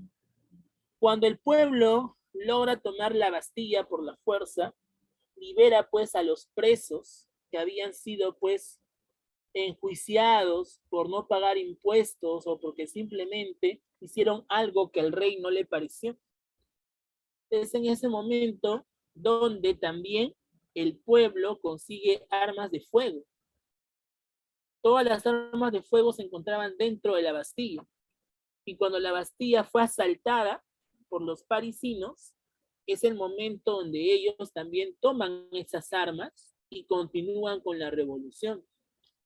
Este momento, conocido como la toma de la Bastilla, fue justamente el hito o el hecho más importante de toda la Revolución Francesa. ¿Por qué? Porque con este hecho, la toma de la Bastilla se dio por inicio, ¿ok? Por inicio la Revolución Francesa. La toma de la Bastilla fue el momento más propicio de la Revolución, porque se ve cómo la gente utilizó las armas y cómo la gente toma por la fuerza la Bastilla. ¿Con el propósito de qué? Con el propósito de cambiar el estado que se está viviendo. Cambiar ese antiguo régimen, derribar el antiguo régimen. ¿Se dan cuenta? Por eso que la toma de la Bastilla se vuelve el momento más importante de la Revolución Francesa. ¿Cuándo se dio esta toma de la Bastilla? En el 14 de julio de 1789. Por eso que Francia cada 14 de julio celebra un aniversario de la Revolución Francesa. ¿Te das cuenta? Muy bien. Entonces, vamos a ver que el momento más importante de toda la Revolución Francesa viene a ser la denominada toma de la Bastilla. ¿Ya? Y cuando se dio la toma de la Bastilla, ¿ok? La gente del campo provocó un gran miedo, un gran terror, sobre todo para los miembros de la nobleza, porque el pueblo de Francia se dirigía ¿a dónde? Se dirigía hacia la casa del rey. ¿Y dónde vivía el rey? El rey vivía en el Palacio de Versalles. Es en ese momento entonces donde el pueblo se dirige hacia el Palacio de Versalles. ¿Para qué? Para que el rey sea pues custodiado por el pueblo. Por no haber tenido ninguna solución, el pueblo quiere tener el control y además quieren custodiar al rey para que no se escape, porque probablemente el rey se puede escapar. Para evitar eso, el pueblo se dirige hacia el Palacio de Versalles. ¿Ya? Pero mientras se da el avance hacia el Palacio de Versalles, durante esta asamblea constituyente también se dicta y se aprueba la Declaración de los Derechos del Hombre y el Ciudadano. ¿Qué cosa fueron la declaración? ¿Qué cosa vino a ser la Declaración de los Derechos del Hombre y el Ciudadano? Esta Declaración de los Derechos del Hombre y el Ciudadano fue aquel conjunto de normas, ¿ok? O conjunto de leyes ¿ya? Que estarían permitiendo las libertades individuales y la propiedad privada. ¿Ok? Todas estas normas que están dentro de la Constitución francesa estaban justamente estipulando las libertades individuales y la propiedad privada. Lo que velaba justamente esta Declaración de los Derechos del Hombre y el Ciudadano era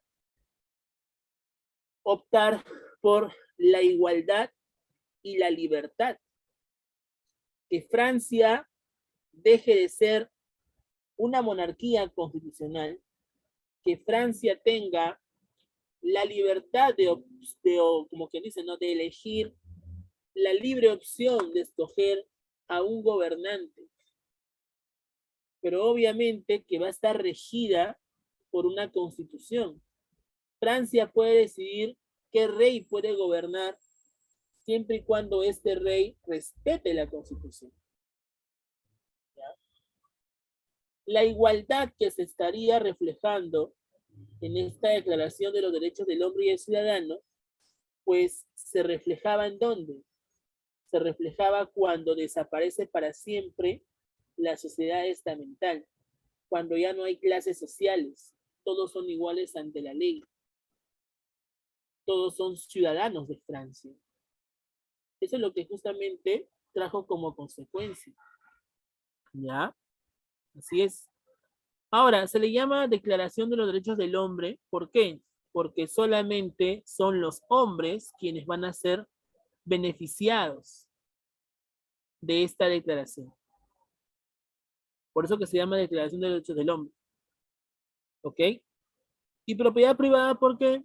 Porque obviamente pues la burguesía va a optar por luchar por sus propios intereses, por lo que le pertenecía, por la propiedad privada. ¿Te das cuenta? ¿Qué más pasa en la Asamblea Constituyente? También se estaría aprobando la Constitución Civil del Clero, donde todos los bienes de la Iglesia se reparten. Se da la famosa secularización de los bienes de la Iglesia. Recuerda tú que la Iglesia durante la época feudal tenía tierras, tenía privilegios. Pero como la Revolución Francesa busca acabar con estos estamentos, busca desintegrar a la sociedad estamental, es en ese momento donde se estaría pues nacionalizando todos los bienes de la Iglesia. Todos los bienes de la Iglesia, tanto tierras como propiedades, le quitan a la Iglesia y lo nacionalizan a nombre de todos los ciudadanos. Obviamente, pues la Iglesia, al sentirse afectada, estaría pues estando de acuerdo o en desacuerdo con la revolución. ¿Qué dices tú? Si la Iglesia se vio afectada porque le van a quitar sus propiedades, sus tierras, ¿la Iglesia estaba de acuerdo o en desacuerdo con la revolución? En desacuerdo. De acuerdo. En desacuerdo, ¿sí o no? La Iglesia estaba en contra de la revolución. La Iglesia decía que la revolución fue incitada por el diablo, fue incitada por las fuerzas del mal, simplemente porque la perjudicaron. ¿Te das cuenta? Y una vez de haberse dado esto, vamos a ver que se promulga la primera constitución para Francia del año 1791. Y en ese momento, cuando ya se había aprobado y promulgado la constitución de 1791, Francia se convierte en una monarquía constitucional, donde ahora el poder no solamente lo tiene el rey ya no tiene el poder absoluto, el rey ya no tiene el control de los 3 poderes del Estado. Ahora el rey tiene que respetar a la Constitución. La Constitución se vuelve la ley más importante de todo el Estado. Y el Parlamento, ¿ok? El Parlamento sería aquella institución en donde el rey tenía que consultar para que se aprobara alguna decisión que él plantee. Ya no solamente vale la decisión del rey, sino ahora vale la decisión del Parlamento. Y que también debe ser consultada antes de aprobarse con respecto a la Constitución. La Constitución es la ley de leyes, es la carta magna, que el rey durante esta monarquía constitucional tenía que consultarla, porque si no sería una violación a la Constitución. Por eso que en una monarquía constitucional el rey prácticamente está por gusto.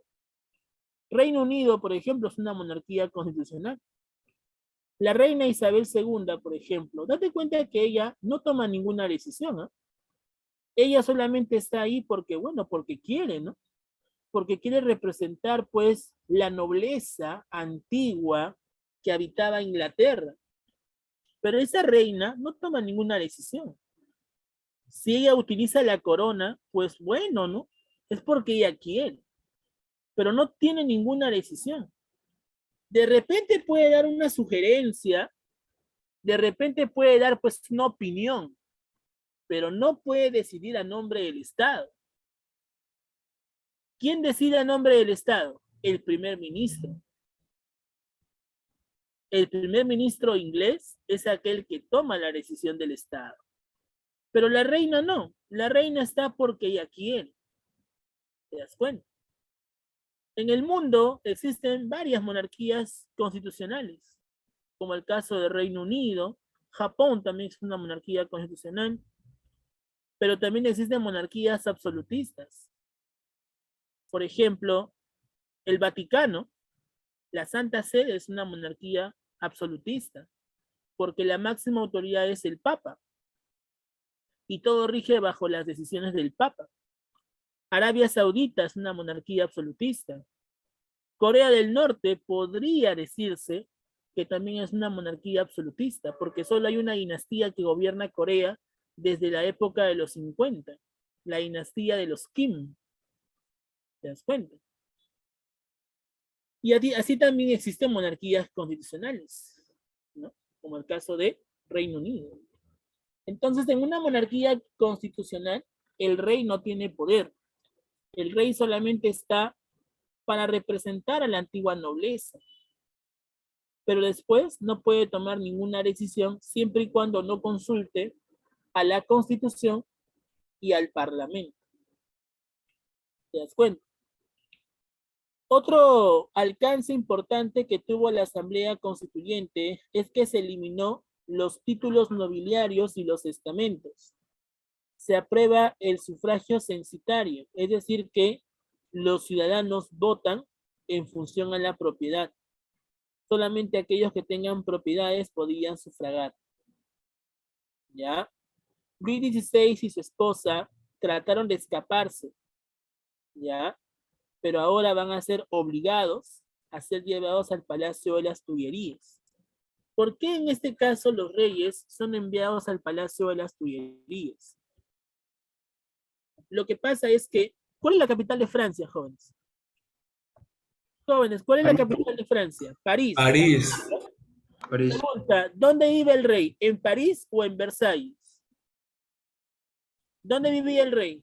¿París o Versalles? Versalles, ¿no? Versalles. Claro, pregunta, ¿y si el rey está viviendo en Versalles y la revolución ha logrado cambiar la monarquía absolutista por constitucional, entonces el rey debe de seguir viviendo en Versalles o tiene que ser trasladado a París?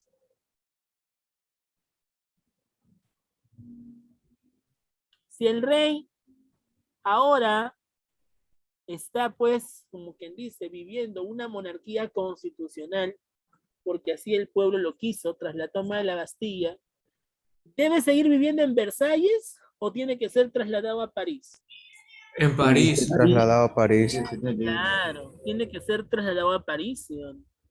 Por eso que el pueblo de Francia le exige al rey que regrese a París, que venga a París, que viva en el Palacio de las Tullerías y deje Versalles, porque Versalles no es la capital de Francia. ¿Se dan cuenta? Claro, así como el presidente tiene que venir acá a Palacio de Gobierno, ¿sí? Así es. Entonces, muchachos, los alcances que trajo la Asamblea Constituyente fue la aprobación ¿de qué? De la primera Constitución francesa del año 1791. ¿Ok? ¿Qué más? El pueblo que se había armado, logra tomar la Bastilla, ¿no? Pero también vamos a ver que se van a nacionalizar las propiedades de la iglesia. La iglesia pierde propiedades, pierde tierras. Por eso que la iglesia condenaba la revolución. El rey trató de escaparse, ¿ya?, de las manos del pueblo, pero al final fue capturado en Varennes, en la ciudad de Varennes. ¿Ya? ¿Y por qué quería escaparse? Lo que pasa es que el rey tenía contactos en Austria y Prusia. ¿Ya? ¿Qué es lo que pasa? El rey tiene a su cuñado llamado Federico de Austria, el hermano de María Antonieta, que era emperador de Austria. Francia, ¿ya?, Francia y Austria estaban a un paso. Aquí está Francia y aquí está Austria. El rey, para poder refugiarse en Austria, tenía que pasar por este lugar, por esta villa, conocido como la villa de Varennes, ¿ya? El rey estaba listo ya para cruzar Austria y pueda ser refugiado por su cuñado, ¿ya? El problema es que el rey, justo cuando está cruzando este espacio, ¿ya?, decide pues bajar en una posada para comprar comida porque sus hijos tenían hambre. Y justo cuando está pues comprando la comida necesaria, se le cae una moneda al rey. Y para su mala suerte, en esa moneda estaba su cara. ¿Ya? Y cuando el poblador, pues el vendedor, vio la cara del rey, automáticamente lo reconoce y el rey es capturado en Varennes. O sea que el rey prácticamente fracasa en su intento de huir. Y a pesar de eso, pues el rey le había pedido a su cuñado que por favor lo rescate de las manos del pueblo. Es en ese momento donde su cuñado estaría enviando tropas austríacas a Francia y se estaría dando pues la guerra entre Austria contra Francia. Prusia, ok, también se va a unir a esta lucha con tal de recuperar el absolutismo en Francia. Austria y Prusia le declaran la guerra a Francia. Por eso que justamente durante la Revolución Francesa destaca Napoleón. Napoleón era general del ejército francés que va a luchar contra los austriacos y los prusianos. ¿Te das cuenta? ¿Ya? Ahora, en esta asamblea legislativa, jóvenes, surgen los primeros partidos políticos, conocidos como los grupos de derecha y los grupos de izquierda. Los grupos de derecha son aquellos que se sentaron a la derecha de la Constitución y los grupos de izquierda fueron aquellos que se sentaron a la izquierda de la Constitución. Solo que el nombre específico que recibían estos grupos fueron de girondinos y jacobinos. Los girondinos son aquellos revolucionarios moderados, ¿ya?, que quieren un cambio para Francia, pero de forma moderada. Mientras que los jacobinos son todo lo contrario. Los jacobinos son los más radicales, los más salvajes, ¿ya?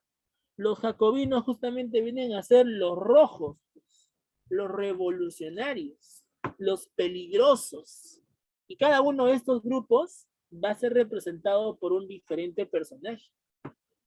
Los fuldenses o diputados eran ministros o algunos embajadores de Francia, que obviamente están en contra de la revolución. Estos fuldenses, ¿ya?, o también llamados diputados, fueron dirigidos por Joseph Fouché, ¿ya? Los girondinos son dirigidos por Nicolás de Condorcet y los jacobinos son dirigidos por Maximiliano Robespierre. ¿Ok? Cada uno de estos grupos políticos son dirigidos por un diferente personaje, ¿ya?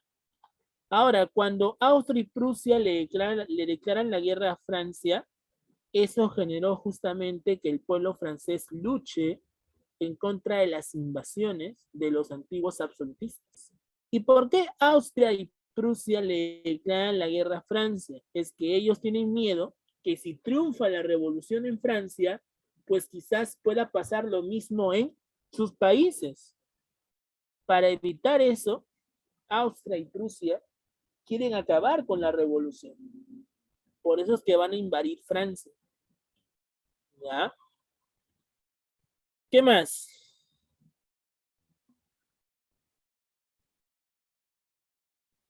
La revolución rusa, no, la revolución rusa es después. La revolución rusa es a partir del siglo XX. Estamos en el siglo XVIII. ¿Ya? Muy bien. Entonces, vamos a ver pues que mientras se da este conflicto entre Austria y Prusia contra Francia, vamos a ver pues que el rey, ¿qué es lo que había hecho? El rey había mandado cartas, ¿ya? A los monarcas de Austria y Prusia, diciéndoles cómo podían acabar con la revolución y que era necesario, era indispensable acabar con la revolución. Por haberse encontrado estas cartas, ¿ok?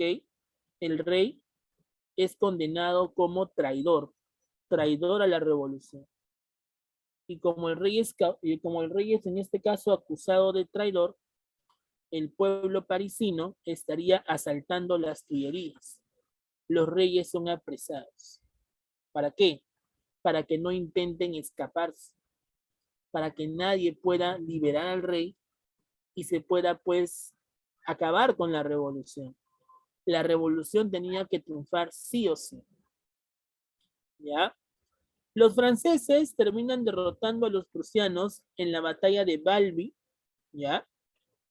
Y durante esa lucha, pues, contra estos invasores, se estaría dando, pues, la composición del himno nacional de Francia, conocido como la Marsellesa. ¿Ya? ¿Por qué la Marsellesa? Porque fue en la ciudad de Marsella donde aparece las sagradas notas del himno nacional de Francia.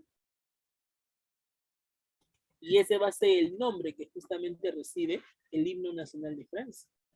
Y hoy en día, pues, ese himno nacional de Francia es considerado como el himno más hermoso del resto del mundo. El himno nacional del Perú está, pues, en el puesto número 10. El que está a la cabeza de todos los himnos es el himno de Francia, la Marsellesa. Entonces, el pueblo, con tal de que el rey no se escape, deciden asaltar las Tullerías. ¿Okay? Los reyes son apresados. Los franceses, los parisinos, terminan derrotando a los prusianos en la batalla de Valmy, ¿ok? Pero vamos a ver que al final de esto, como el rey fue condenado como traidor a la revolución, finalmente se realiza una votación, un sufragio, donde en ese sufragio se estaría decidiendo si el rey seguía con vida o merecía la muerte. ¿Ya? Ahora, cuando se dio el sufragio, la mayoría de votos lo tenía el grupo de los jacobinos. Y los jacobinos tomaron la decisión de que Francia finalmente nazca como una república, que deje de ser para siempre una monarquía. Lo que Francia necesita es una república y por lo tanto es necesario el nacimiento de esta república. Pero así como está naciendo la República Francesa, obviamente ya no necesitamos para nada al rey. Y como ya no necesitamos para nada al rey, entonces el rey merece la muerte. Los girondinos y los jacobinos entonces, al realizar el sufragio, toman por decisión de los jacobinos la muerte del rey. El rey es condenado a la guillotina. La guillotina era un instrumento que se utilizaba para cortar la cabeza de los condenados. ¿Ok? Era una forma eficaz de cómo ejecutar a los condenados. Esta guillotina fue construida por el médico Guillotin. ¿Ya? Y el primero que estrenó la guillotina, el primero que bautizó con su sangre la guillotina, termina siendo el mismo rey, Luis XVI. Su cabeza fue la primera que se cortó con la guillotina. El 20 de enero de 1791, ¿ya? La cabeza del rey termina siendo decapitada. Y al ser decapitado, ahí se da pues el triunfo de la República Francesa, porque se está acabando con el antiguo régimen. Francia para siempre va a estar, como quien dice, dentro de esta monarquía absolutista. Francia ahora se ha vuelto una república. Entonces vemos por aquí que el 20 de enero del 93, finalmente pues el rey es aguillotinado. Y al ser aguillotinado el rey, Maximiliano Robespierre, quien fue el líder de los jacobinos, termina optando por el poder. ¿Ok? Lo voy a poner acá, ¿ya? En el chat. 20 de enero del 93. 20 de enero de 1793. Ya, ahí está. Muy bien. Cuando el rey fue ejecutado ese 20 de enero de 1793, Maximiliano Robespierre deciden optar el poder. Deciden dirigir la República Francesa. El problema de Maximiliano Robespierre, ¿cuál fue? El problema de Maximiliano Robespierre fue de que éste se estaría volviendo tirano. ¿Qué es un tirano, jóvenes? Un tirano es aquel que abusa del poder. Un tirano es aquel que no respeta la decisión del resto. El tirano es aquel que le importa un comino lo que el resto mencione, sugiera o diga. El tirano toma las decisiones porque él quiere y porque así lo quiere. Robespierre, quien fue pues el líder intelectual de la Revolución Francesa, quien decía ser incorruptible, quien decía ser diferente al resto, ¿ok? Finalmente termina haciendo todo lo contrario. Robespierre supuestamente era una persona con una moral muy alta. Él era intachable, era distinto al rey, no era abusivo como el rey. Pero cuando Robespierre logra dirigir la República Francesa, Robespierre se convierte en el mismo rey, abusivo y tirano. Y peor aún, todos aquellos que estén en contra de las decisiones de Robespierre terminaban siendo aguillotinadas. Su cabeza terminaba siendo cortada por la guillotina, siempre y cuando no estén de acuerdo con Robespierre. Incluso su colega, por decir su amigo, llamado Antonio Danton, ¿ya?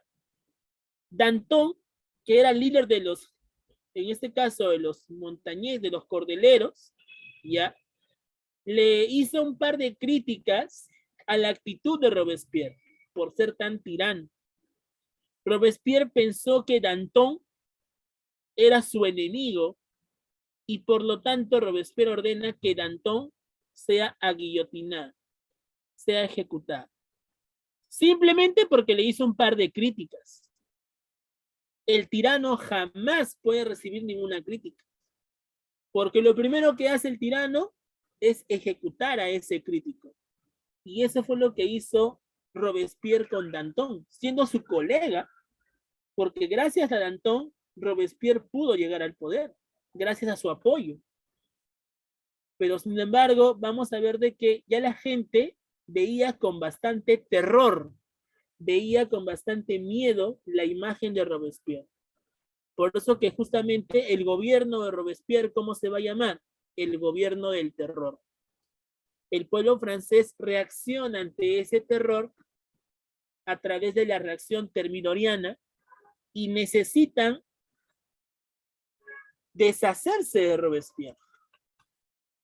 Robespierre incluso a su propia gente ya había incluido en el grupo de ejecuciones. Y con tal de ya no continuar pues con esta situación catastrófica, con esta situación pues terrorífica por tantas ejecuciones, casi 10.000 cabezas pasaron por la guillotina, ¿ya? Su propia gente deciden hacer un complot en contra de Robespierre, incluyendo el nombre del mismo Robespierre en la lista de decapitados. Cuando la Guardia Real vino justamente a reclamar la lista de ejecuciones, encontraron la cabeza de Robespierre. Robespierre se sentía aprisionado y él desiste en acompañar a los guardias a ser ejecutado. Y en un par de horas, Robespierre sube a su habitación, coge su pistola y se dispara. ¿Dónde se dispara? Se dispara en la mandíbula. Y cuando se dispara en la mandíbula, Robespierre destruye su mandíbula. No podía defenderse. Los guardias entraron a la fuerza y se llevaron a Robespierre a decapitarlo, porque su cabeza estaba en la lista. Así como Alan García, antes de apresarlo, Alan García tomó la decisión de suicidarse. Ya, eso mismo hizo Robespierre. Solo que este se dispara para abajo y se destruye la mandíbula. Y cuando Robespierre fue enjuiciado, Robespierre no podía defenderse porque se había destruido la mandíbula. Entonces, como no podía defenderse, finalmente fue condenado culpable y terminó siendo guillotado en el año 1794. Maximiliano Robespierre, entonces, a pesar que dirigió este gobierno del terror, esta situación de lucha contra el antiguo régimen, pues al final termina siendo decapitado de la misma forma que sus enemigos. ¿Se dan cuenta? Finaliza el gobierno del terror y se establece el directorio. El directorio fue aquel momento donde la Constitución va a ser protegida por 5 directores. ¿Por qué 5 directores? Porque el pueblo francés tiene miedo de que el poder se mantenga o recaiga en una sola persona. Si el poder cae en una sola persona, de nuevo vamos a tener un tirano, decía el pueblo. Va a haber otro Robespierre que va a ser abusivo. Para evitar que haya otro Robespierre, mejor que haya 5 cabezas que protejan a la Constitución. A ese momento, ¿cómo se le llama? Se le llama el directorio. ¿Ok? A eso se llama el directorio. Ahora, durante este directorio, Napoleón Bonaparte decide enfrentarse en Italia contra los austriacos en la batalla de Arcole y Rivoli, donde Napoleón derrotó a Austria.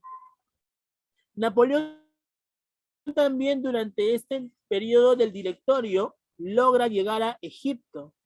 En Egipto, Napoleón estaría luchando contra los turcos otomanos, quienes amenazaban en invadir Europa Occidental, al igual que también los ingleses. Los archienemigos de Napoleón Bonaparte fueron los ingleses. Y Napoleón Bonaparte luchó justamente en la batalla de las pirámides contra los ingleses, ¿ya? En esa guerra de las pirámides, batalla de las pirámides contra los ingleses, Napoleón fue derrotado, jóvenes. Los ingleses eran los únicos que no podían ser derrotados por Napoleón. Los ingleses tenían más ventaja que el propio Napoleón. Se dice incluso que cuando Napoleón se enfrenta contra los ingleses en Egipto, con un cañón se baja la nariz de la esfinge. Porque tú sabes que la esfinge es representada como el cuerpo de un león y la cabeza de un faraón. Ya con un cañonazo que lanza Napoleón en contra de los ingleses, se bajó la nariz de la esfinge. Por eso que hoy en día la esfinge está sin nariz, pues. La culpa la tiene Napoleón. Un mal cálculo hizo que se bajara la nariz de la esfinge, ¿no? Incluso pues en esa época, cuando Napoleón había invadido Egipto, Champollion, uno de sus generales, descubre pues la piedra de la Roseta, donde estaban las 3 escrituras del antiguo Egipto, hierática, demótica y jeroglífica, ¿no? Napoleón Bonaparte, entonces, con tal de debilitar a los ingleses, decide enfrentarse con ellos en la batalla de las pirámides, pero al final Napoleón es derrotado. ¿Y por qué Napoleón quiere enfrentarse contra Inglaterra? Porque Napoleón lo que quiere es perjudicar el comercio que tenía Inglaterra sobre África y Europa. Recuerda que Inglaterra es la primera potencia del siglo XVIII y XIX. Napoleón quiere perjudicar ese comercio colonial. ¿Ya? Pero Napoleón, a pesar de dirigir esta situación crítica de luchas, ¿no?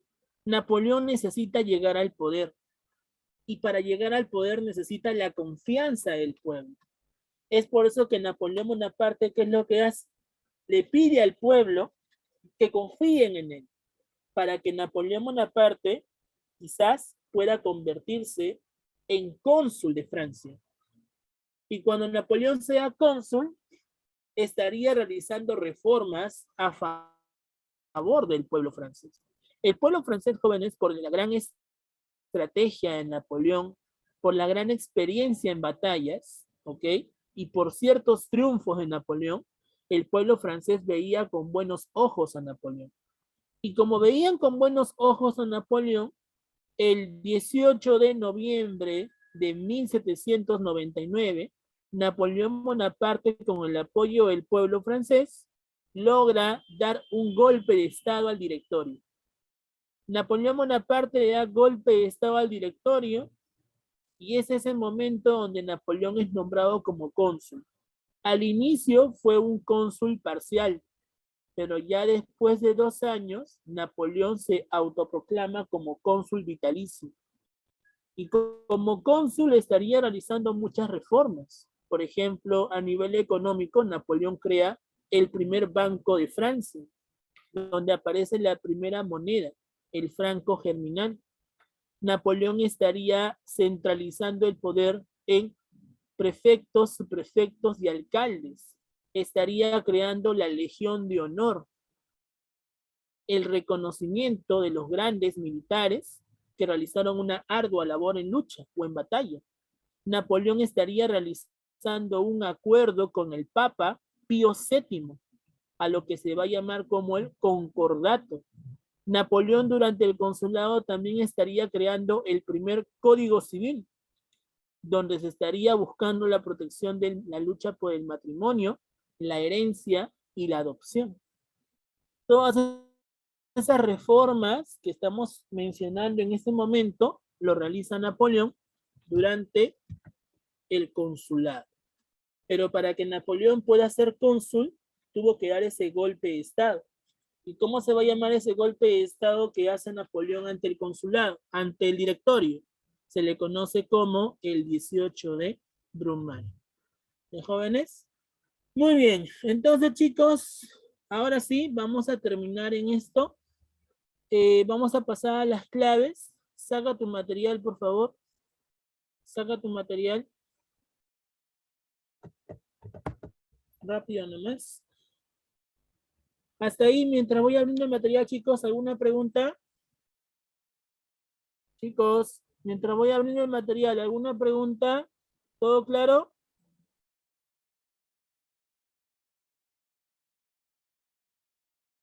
¿Aló? ¿Todo claro, jóvenes? Ya, muy bien. Espero Todo que sí. claro, profesor. Profe. Muy bien. Listo, chicos. Entonces, esta Revolución Francesa es un tema muy amplio, ¿no? En el anual ustedes lo van a ver en 3 semanas, ¿ya? Así que no se preocupen. Van a ver más datos, por supuesto, pero obviamente pues en su respectivo tiempo. Lo que hemos visto hoy día es un resumen de todo lo que fue la Revolución Francesa. La Revolución Francesa es un tema muy amplio, se ve en 3 semanas en el año. Bueno, entonces mientras va cargando el material, vamos a ver por aquí las claves. A ver, vamos a ver.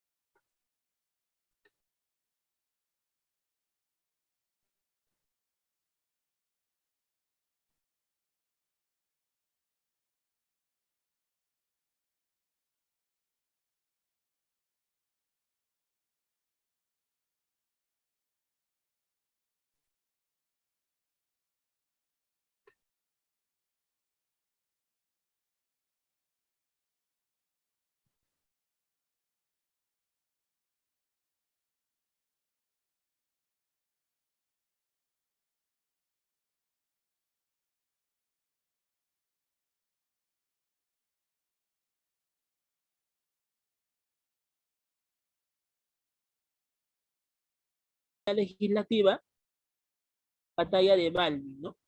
Asamblea Legislativa, batalla de Malvi, porque las demás son incorrectas, ¿no? Sí, ya termino, dame un minutito, por favor. ¿Ya? La clave sería la C. La 6, esa es la toma de la Bastilla. Pregunta, chicos, ¿cuál fue la importancia de la toma de la Bastilla? ¿Qué cosa logró la toma de la Bastilla? ¿Cuál sería la respuesta? La B, La B, ¿no? Simbolizó el poder del pueblo que asumiendo su soberanía socavó el gobierno arbitrario, el gobierno absolutista, ¿verdad? Muy bien. La clave es la B. La 7, el principio, los hombres nacen y permanecen libres e iguales en cuanto a sus derechos, fue consagrado en Francia con la promulgación de... ¿Qué se promulgó en Francia durante la Asamblea Constituyente? La C. La Declaración de los Derechos del Hombre y Ciudadano. ¿Sí? Primero fue la declaración, después fue la Constitución. Muy bien, letra C. 8, la siguiente imagen, especialmente en la época de la Revolución Francesa, ¿cómo se llama el momento donde la gente decapitaba cada rato a los conspiradores de la revolución? El gobierno del terror, ¿sí o no? Sí. El régimen del terror de Robespierre, ¿no? Muy bien. La 9, me hablan acerca de Robespierre. ¿En qué se justifica el terror de Robespierre? La respuesta es la C, ¿ya? La 9 es la C. Y la 10, la letra B, directorio. Acá me dice cuando Napoleón se enfrenta contra los turcos y los ingleses en Egipto. La respuesta es durante el directorio. ¿Jóvenes? Muy bien, entonces ahora sí terminamos aquí y nos estamos viendo la próxima semana. ¿Sí? Listo, chicos.